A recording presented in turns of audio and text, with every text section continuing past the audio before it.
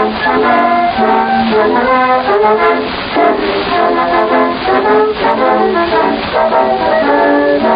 is the latest song the folks are singing around the tree?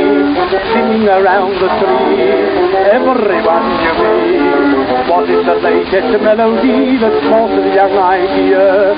Promise to keep it secret and I'll whisper in your ear that the Patel from Armentiers are. Good evening, everyone. I'm reliably informed it's after 5:30, and so we may begin. My name is Micheál Barden. I'm the Dean of the Faculty of Social Sciences, and I'm delighted to welcome you all to the University of Wolverhampton, those of you who've come from outside, and to this lecture this evening.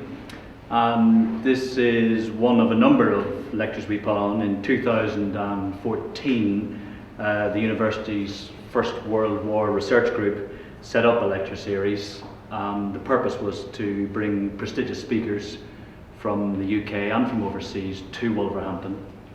And the series is very generously funded by the Western Front Association, and we're very, very appreciative of that. And it's part of their programme of educational outreach in the centenary years of the Great War. And I'd like to particularly welcome any Western Front Association members here this evening. Speakers in the series so far have included Professor Adrian Gregory from Oxford, Professor Michael Nyberg from the US Army War College, and Professor Brian Bond from King's College London.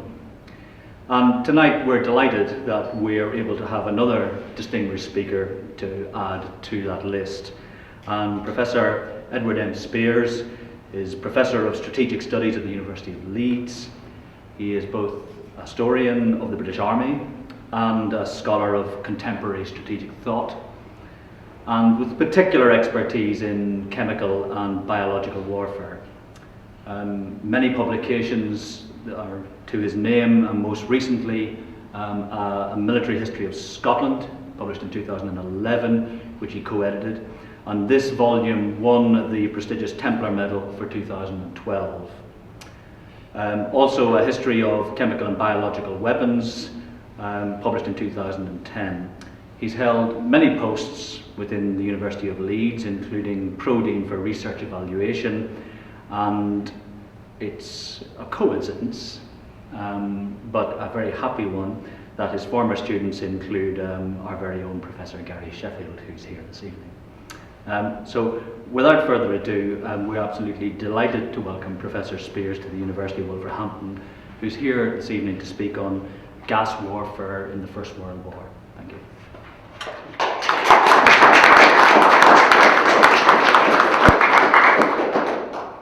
Thank you very much indeed, and thank you to Wolverhampton generally for inviting me along.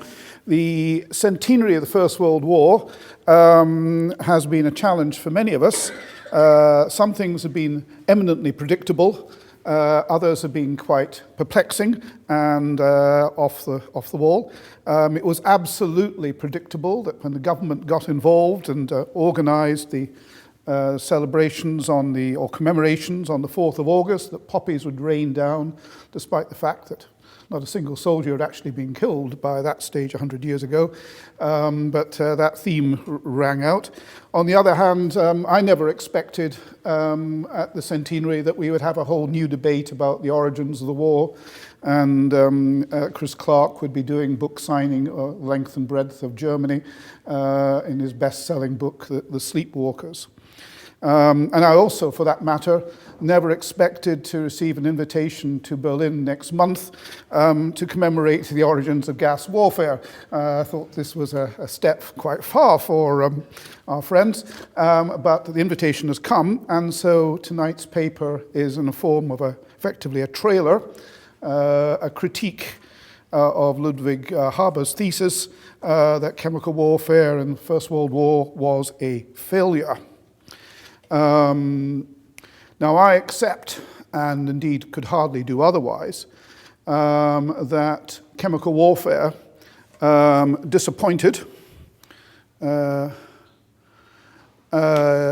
it was not by any means a war winner, that it didn't break the stalemate of the trenches in 1915, but that of course didn't distinguish it None of the other weapons employed at the time broke the stalemate of the trenches, and nonetheless, there was considerable investment of resource and time and effort in developing gas as a means of harassment and attrition, as a weapon with considerable versatility and perceived potential, and that the investment of scientific research and development, industrial support, field testing, all suggested that the major belligerents regarded this as a weapon system they could hardly afford to overlook. And just in terms of the steadily increasing usage of gas, from 3,870 tons in 1915 to 65,160 tons in 1918, this wouldn't suggest that this was a weapon system perceived by contemporaries as a complete failure. So why am I engaged then in this debate? Well, it's the debate about the utility of this weaponry, and it derives partially from the over-enthusiasm of some of the gas advocates at the end of the war. The gentlemen we have up here are, in turn, Amos Fry, from the Director of the American Gas Services, General Fuchs in the middle, and Harold Hartley on the far side. All wrote extensively on gas warfare immediately after the war.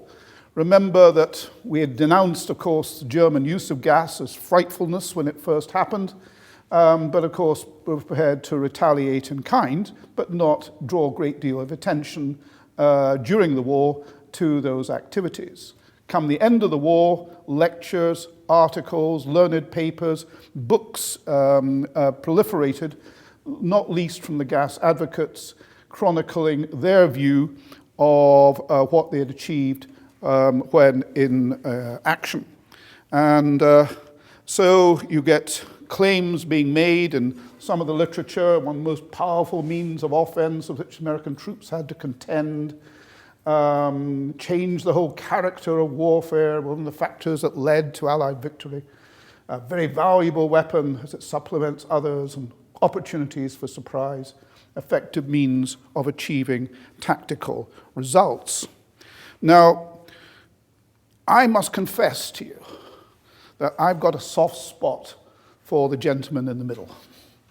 And this isn't just because he played for Heart of Midlothian at a time and it wasn't just the best football team in Edinburgh, nor that he captained the Scottish field hockey team to a remarkable bronze medal in the 1908 Olympics. There were only 6 teams taking part, so there's a good sporting chance you'd get one. Nor that he was an extraordinary physical specimen. He played tennis and rackets, he played rugby, billiards, hand-eye coordination was extraordinary. For a relatively slight man, he was prodigiously strong. He could lift people with a straight arm from waist upwards. And although I can see from this audience, not many of you are into the body beautiful, Fawkes was, and indeed photographs of Fawkes' physique used to adorn the bodybuilding emporiums of late Victorian London. So he was very much in demand.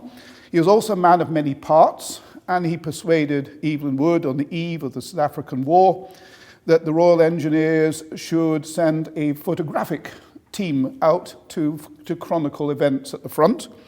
Got permission to do this and followed the cavalry around the veldt.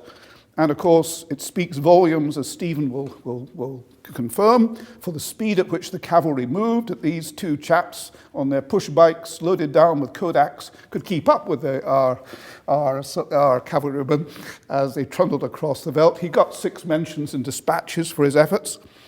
Even before it came to gas warfare, he had a fairly distinguished war. He got his DSO on the retreat from Mons, at Croix de Guerre, and with Palm.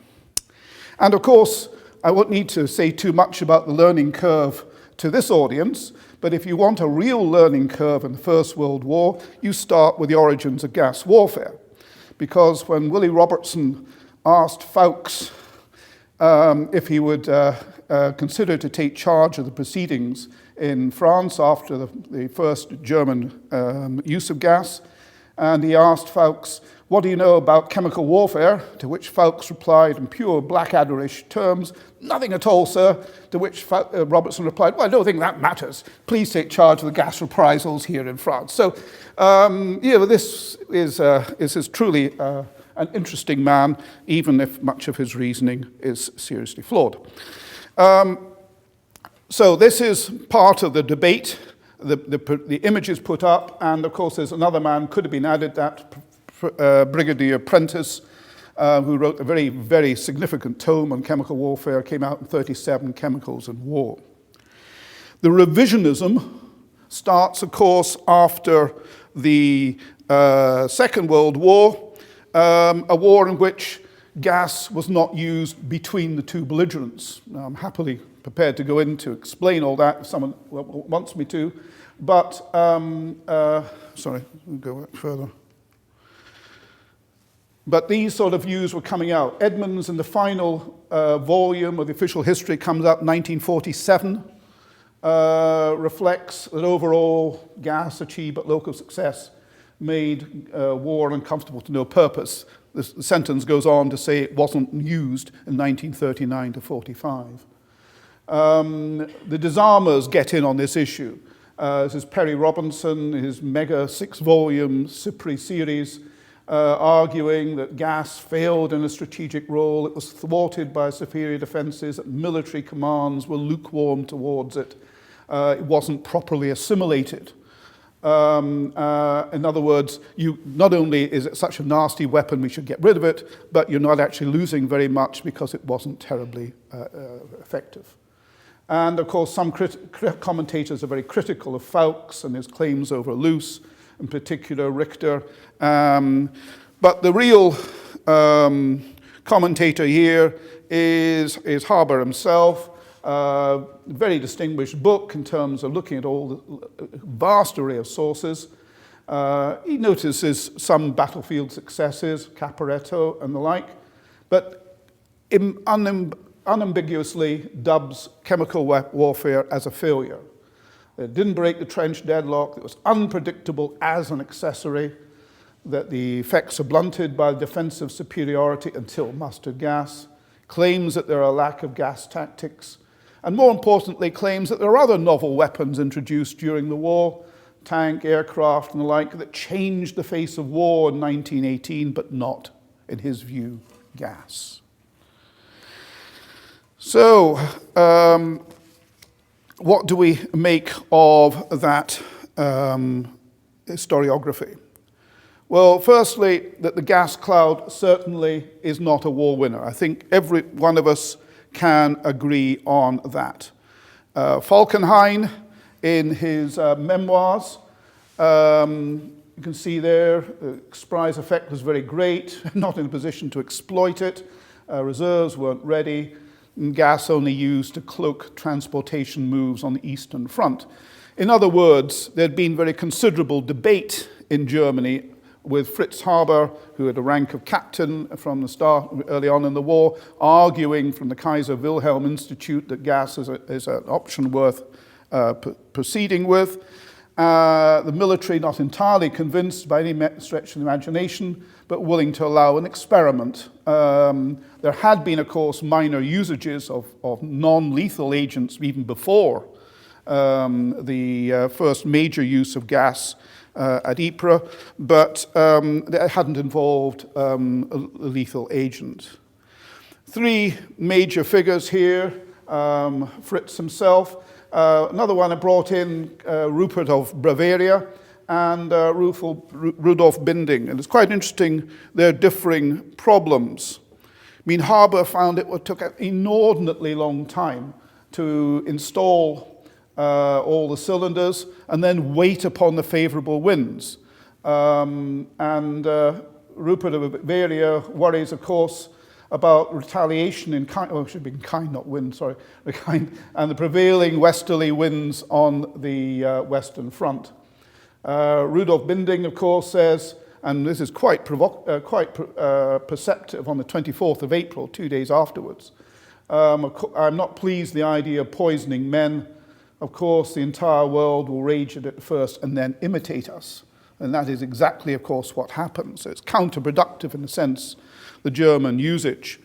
And after the war, Hartley renders a devastating critique of the first gas attack, arguing that the Germans made every possible mistake in the choice of gas, the quantities used, the length of the discharges, the concentrations achieved, and their failure to exploit their partial advantage.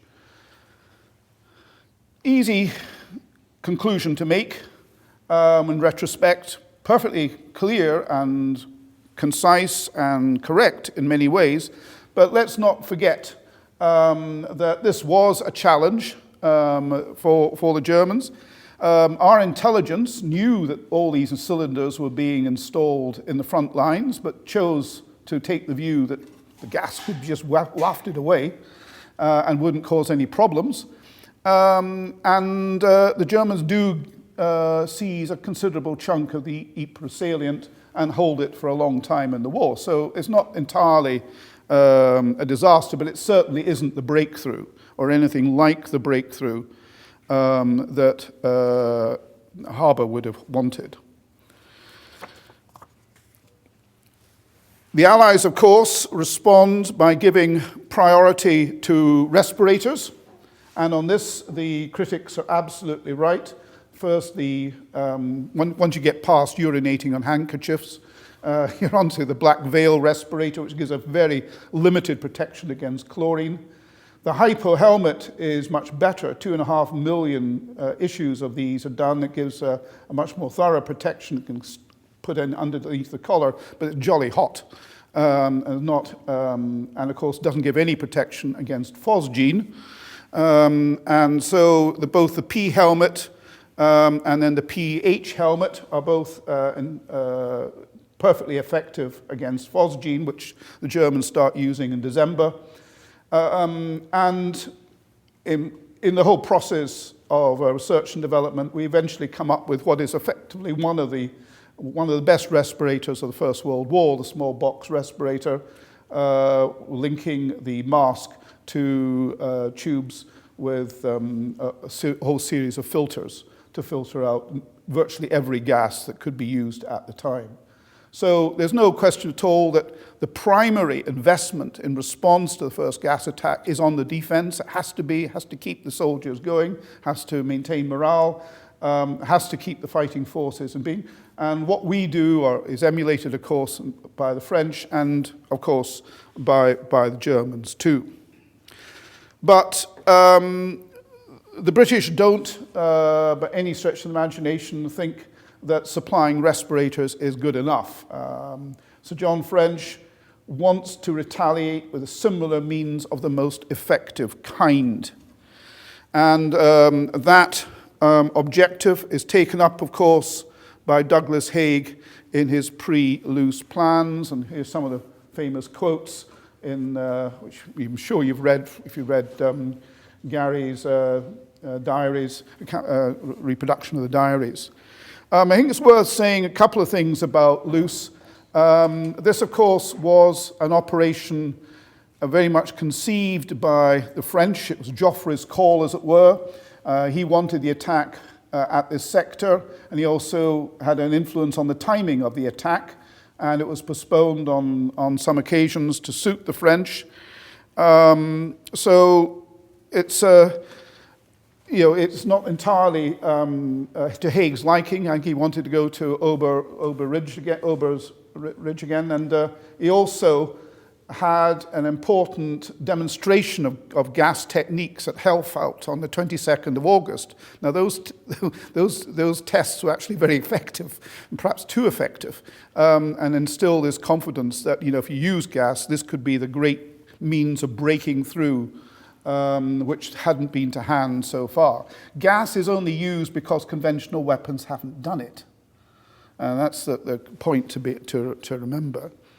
Of course, come the day of judgment, the winds are variable. They do help in parts of the sector. I think this is the 47th Division advancing at Loos, famous image of it. Also the 15th Scottish go forward, embolized by Piper Laidlaw. I hope just pause here to say there's probably now two things you shouldn't do in a gas cloud. At Ypres, you shouldn't run away like the 45th Algerian and the 87th French territorials, because the more you run, the more you breathe and more chlorine comes in. The other thing you shouldn't do in a gas cloud is play the bagpipes.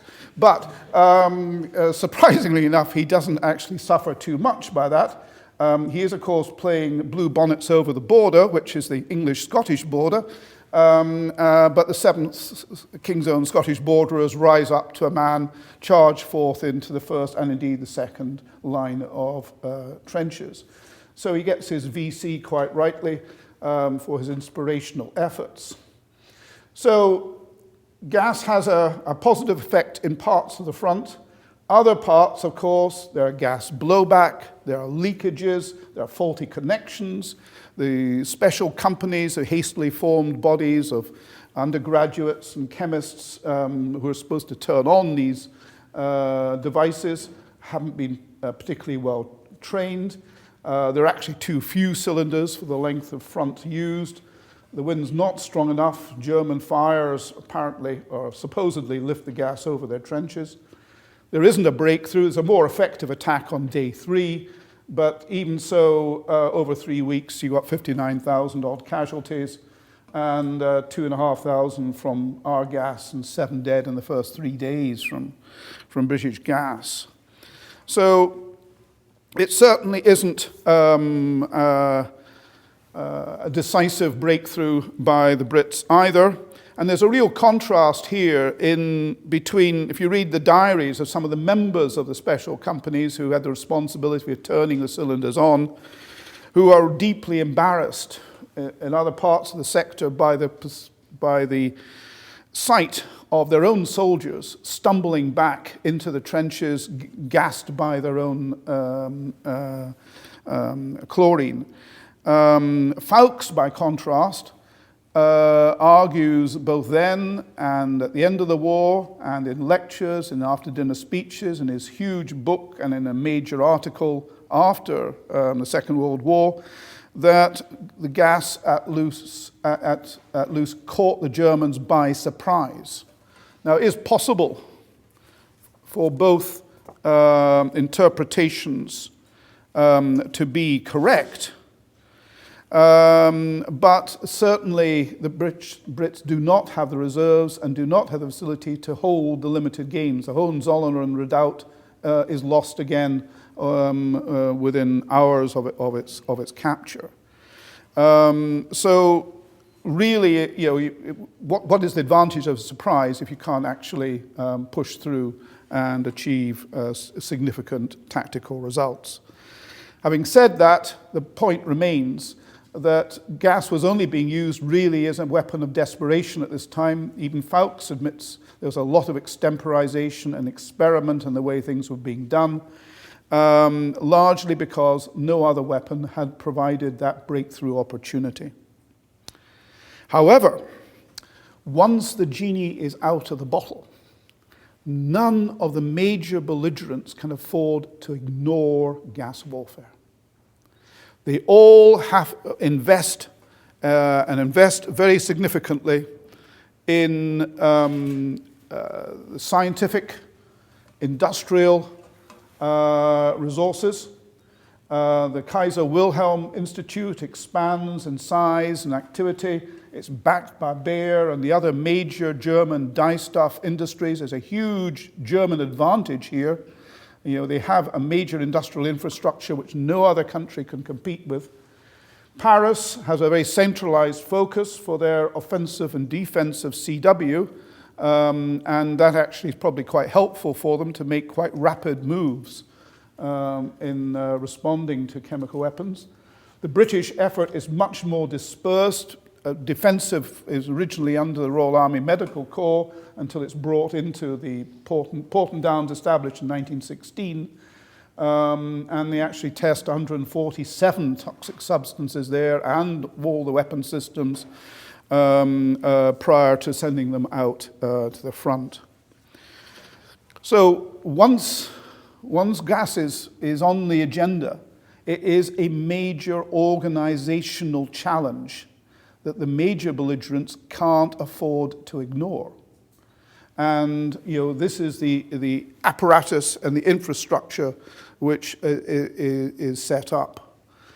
And yes, there's lots of tensions between the scientists and the military. And Harbour goes on about this at considerable length. But you do have very considerable advances. You have improved cylinders. By December, many of the problems that were evident in September are no longer there with the rubber connections and the rest. The cylinder attacks are working much more smoothly. Far greater reliance on gas shells. The French and the Germans move very quickly into artillery-based gas attack. 85% of all gas is eventually discharged by artillery on the First World War. It's less weather dependent, obviously, than the cylinders. It's more accurate in terms of delivery. And if it hadn't been for the major shell crisis in Britain, we probably would have moved more quickly than we did to follow suit. At the same time, you've got some new weapon systems. The 4-inch Stokes mortar is trialled for the first time at Loos, and very rapid, 20 rounds a minute, accurate, concentrated attacks, and also, most importantly, it fires out smoke and thermite. The infantry may loathe and hate cylinders because of the labor of installing them and accidents and leakage, but they love the Stokes mortar because of the smoke covering their advances. And that introduction at Loos is something which persists quite rapidly. Coming on board in 1916 are the Livens projectors. These are large drums dug in behind the front line, not in the front line and the cylinders, and filled with projectors, usually 50% chlorine, 50% phosgene. You could fire by electrical discharge 40 of those drums simultaneously. They would have a range of about 1,700 yards, 1,500 meters or so. And they had the effects of surprise and heavy concentration of gas where they exploded. They're trialed on the Somme. They are introduced in mass form at Arras. We're talking thousands at one time. And they become one of the most effective modes of gas delivery by the British and some of the other protagonists as well on the war. The great limitation, of course, they're dug in, they're not mobile. So they're not going to be effective when the operations move from position warfare to more offensive warfare. And that's the difference between them and, say, the Stokes mortars, which you can take with you. So, in terms of developing weapon systems, there is considerable versatility. There's also, of course, real fascination. And this really sustains the gas effort through the war with the thought that we can find a new gas. And irritants, that's like CS gas today. The Germans are convinced they're going to find a mask breaker. And diphenylchlorine arsine and DC, they use these and they're Blue Cross agents. The idea is that they penetrate the gas mask, irritate, soldiers throw off the gas mask, and then in comes the Green Cross lung agents, phosgene or diphosgene, to sort them out. Never actually works effectively. The smallpox respirator blunts the effects of that. The Brits go in for DM, which is Adamsite. They think that's going to be a mask breaker, but that would have been probably more introduced in 1919. They developed that rather later. The standard British offering is White Star, 50% chlorine, 50% phosgene, which is a pretty effective gas if you wanted to come across it. Much less effective are the blood agents, hydrogen cyanide, cyanogen chloride. They looked very, very good in the laboratory to the French. They saw these as highly toxic, which they are, but they're very volatile in the open air, and so their effects dissipate much more rapidly. It's one of those examples of a gas which, in theory, is highly attractive, but in practice doesn't have all the requisites of a classic war gas. The classic war gas is, of course, the last one, and this is rightly known as mustard as the king of the war gases. And frankly, I would argue that this gives the lie to harbour the first of the lies that the gas warfare was, in some sense, a failure. First used 12th July 1917 at a time when the Germans have mass quantities. They are putting down huge barrages of mustard gas at Ypres. Slight smell, delayed effects, burns and blisters through clothing, highly persistent, causes 77% of British gas casualties over that period of time. Yes, only a small proportion of those die, about 500 or so, but they require intensive medical treatment once they're taken away from the front. So clogging up your logistics, clogging up your rear areas. And they're used both offensively to seal off areas in Operation Michael as the attacks go through ungassed areas. And then they're used defensively by the Germans when they're trying to repel attacks in 1918. And what's critical here is the German industrial advantage. They've not only got gas, got mustard, but they've got mustard in quantity. And the Allies aren't able to retaliate until the mid to late 1918. The French get it first. The Brits don't actually get mustard gas shells until very late in September 1918. They're calling out for it. You've got pained letters from Rawlinson to Winston Churchill saying, I've just lost 1,400 men at Villiers-Bretonneux. To mustard gas. They're calling for retaliation in kind. Where is the gas? And it's not there. And this is very much a sign that this is one of the gases which has a continuing powerful effect all through the last 2 years of the war.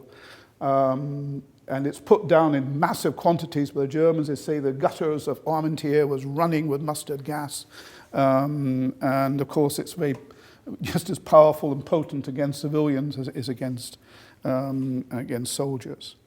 The respirator will protect the lethal effects in terms of ingestion, but not the burning effects which can go through clothing, can go through boots, and of course, because of their persistence, lies around for a considerable period of time.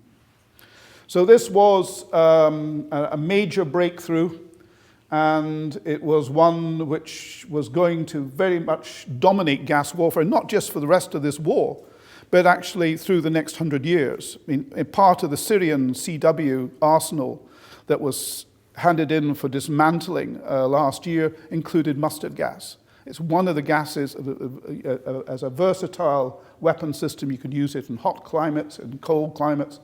It is a very, very destructive weapon system. I once went to a conference in Belgium on mustard gas casualties, and they insisted on doing autopsies before dinner. And so we had people with all the yellow inside, actually really quite disturbing. But there we are. Belgians are more robust people than they're sometimes taken out to be. Refinement of gas tactics. This is the second area where I would challenge the Harbour thesis. And the idea that the events could not be thought through really doesn't hold up. As a weapon of harassment and attrition, The Brits continue to use gas, 110 cylinder operations in that period, and of course experimentation with new forms of cylinder operations in 1918 using the beam attacks, the mass operations from railway sidings. Gas shelling projectors used in counter-battery neutralization, surprise assault. Bruckmüller experiments on the Eastern Front, and there's a number of quite major advances in what now the Baltic states, which are tied to the use of gas shelling. Bearing in mind the Russians have very, very poor defenses, and of course are highly vulnerable. And if you look at who suffers most from gas warfare in the First World War, there seems no doubt that the Russians take well over half the casualties. And that has a very, very salutary effect on their interwar interest in gas and in their determination during the Second World War, and indeed right through the Cold War, to make sure that if anybody uses gas, they're going to have a powerful counter capability. The third point, of course, is this critical thing. Gas can inflict casualties, yes, but even if it's not inflicting casualties, it can cause what in modern military parlance is called operational degradation. By wearing those gas masks for a protracted period of time, it impairs communications, it tires people out, it causes fatigue and demoralization, or certainly adds to it. And in the final phases of the war, the Allies and the American Expeditionary Force are able to use gas in the offensive to support their assaults, while Germans use mustard to impose defensive barriers. And they're using it largely in terms of gas shell, but also in terms of Stoke mortars. And the Americans are very keen on so doing. Now, one of the problems with all this is, does defense prevail over the offense? And as I said, I make no doubt at all that the small box respirator is one of the most efficient devices we developed during the First World War. But protection comes at a serious price. And there's quite a nice description from probably not the most well-known source on the First World War, the landlocked lake, Hanbury Sparrow. He's a Royal Berkshire. This is what it's like to wear a gas mask for a period of time. Goggle-eyed, imbecile frogs. Makes you only half a man. You can't think. The air you breathe has been filtered of all save a few chemicals. Man doesn't live on what passes through the filter. He merely exists. He gets the mentality of a wide-awake vegetable.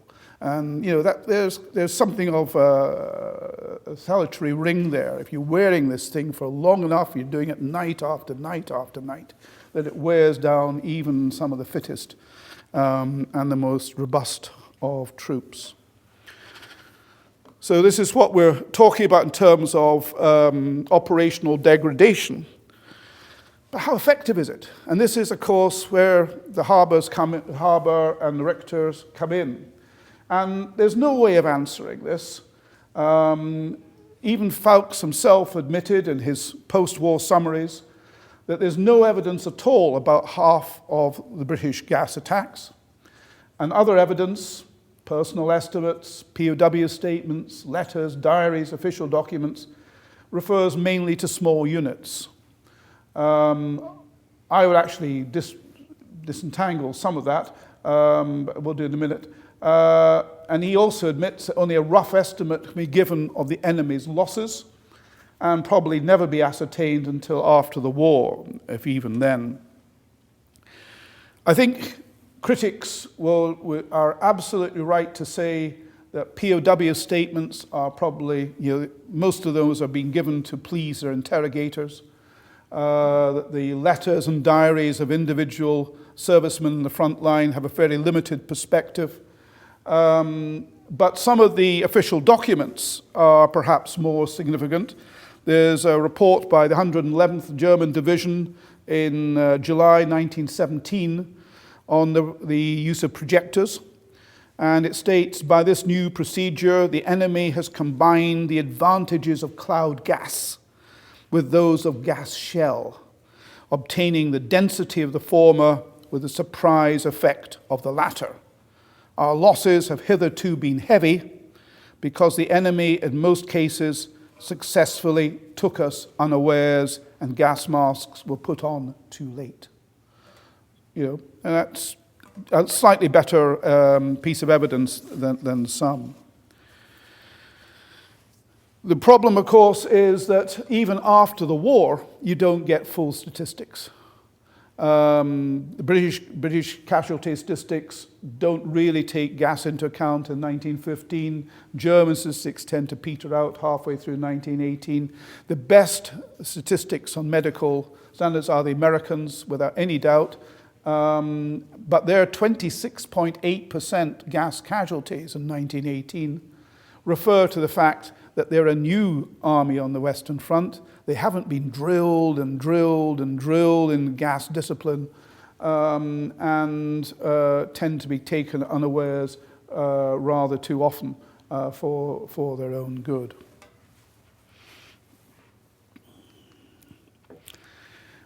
In an ancillary role, gas is still perceived as an effective force multiplier.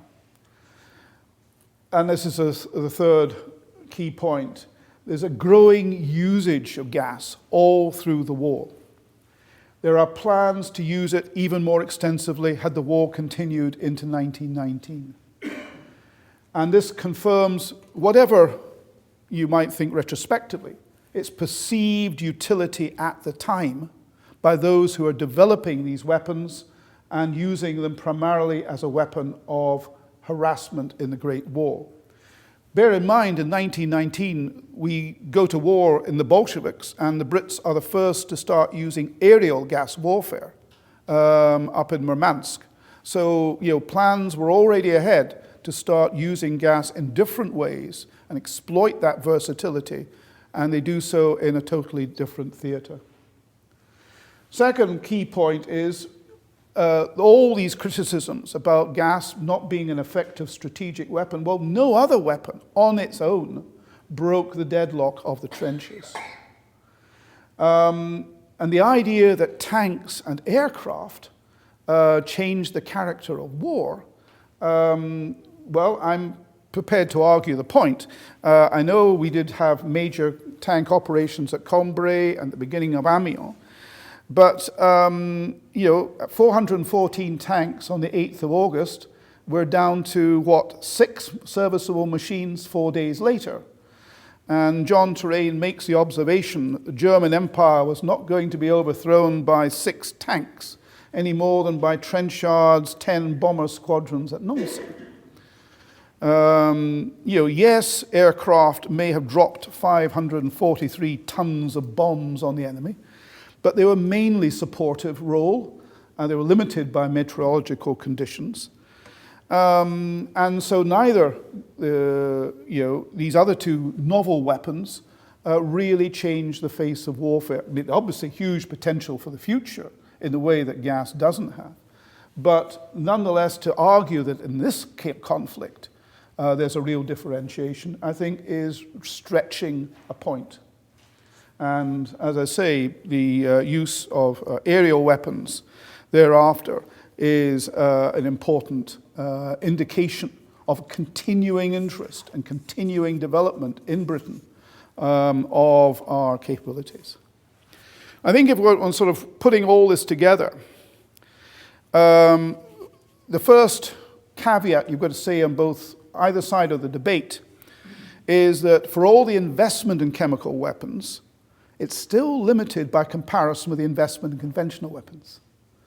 Overall, Prentice reckons 124,000 tons of poison gas used by all belligerents on all fronts in the First World War. Well, that is dwarfed by the millions of tons used of artillery, the 50,000, a million rounds of small arms ammunition. The investment, in other words, is relatively small, and so it's very much an ancillary weapon. What it was, though, was a weapon you couldn't ignore. You daren't let the other side get an advantage. And it was a perceived, evolving, and versatile weapon one which had potential to be used by different delivery platforms in different ways, using different gases in a whole range of theatres. And indeed, one of the things that Fawkes is sent to do in 1919 is to go around the northwest frontier and consider the options for using gas against the tribesmen. In other words, we're thinking right across the board here about the value of using chemical weapons. It's quite true, as the critics claim, that protection was a priority all the way through the war and had to be so. But it wasn't ever perfect protection, and even the degree of protection achieved was bought at a price of heavy operational degradation. And finally, when one thinks about the nagging difference between chemical weapons and conventional weapons, and this continuing desire by soldiers, whether at ground level or by operational commanders at the front line, to retaliate in kind, reflects as much as anything the psychological grasp that this weapon had over the mind. And to quote Hanbury's Sparrow again, it wasn't so much the harm that gas did to the body, which was always much overestimated in the popular imagination, as the harm it did to the mind. This harmless looking, almost invisible stuff would lie for days, lurking in low places, waiting for the unwary. It was the devil's breath. Thank you.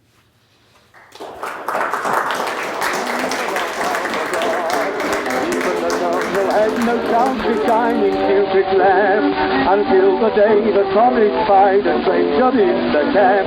Ooh, Mademoiselle Clement, parlez-vous. Mademoiselle Clement, same to you. Sing it with all your heart and soul and see everyone right under the pole. Mademoiselle Clement,